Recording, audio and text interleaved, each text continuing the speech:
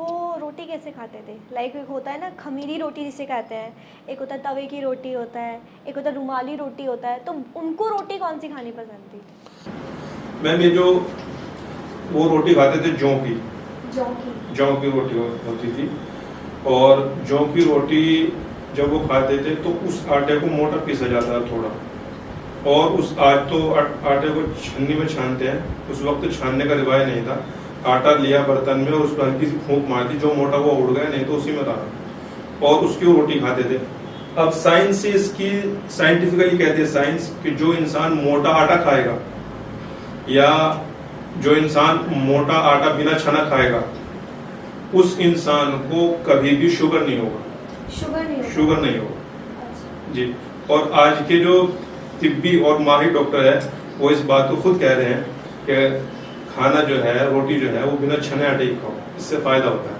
और सच्चाई है मैम कि जो हम भूसी समझ के जिसे हम बाहर निकाल दे रहे हैं वही असल अनाज की और बाजरे की और जौ की जान होती है जिसे हम बाहर निकाल देते हैं, और इसीलिए शुगर बढ़ भी रहा है। वो रोटी कैसे खाते थे? लाइक एक होता है ना खमीरी रोटी जिसे कहते हैं, एक होता है तवे की रोटी होता है, एक होता है रुमाली रोटी होता है, तो उनको रोटी कौन-सी खानी पसंद थी? मैम ये जो वो रोटी खाते थे जौ की रोटी होती थी।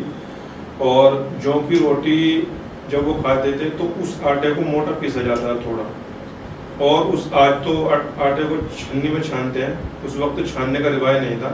आटा लिया बर्तन में और उस पर हल्की सी फूंक मार दी, जो मोटा वो उड़ गया, नहीं तो उसी में था, और उसकी वो रोटी खाते थे। अब साइंस से इसकी साइंटिफिकली कहती है साइंस कि जो इंसान मोटा आटा खाएगा या जो इंसान मोटा आटा बिना छना खाएगा उस इंसान को कभी भी शुगर नहीं होगा। शुगर नहीं होगा। अच्छा। जी। और आज के जो तिब्बी और माहिर डॉक्टर है वो इस बात को खुद कह रहे हैं कि खाना जो है, रोटी जो है, वो बिना छने आटे ही खाओ, इससे फायदा होता है।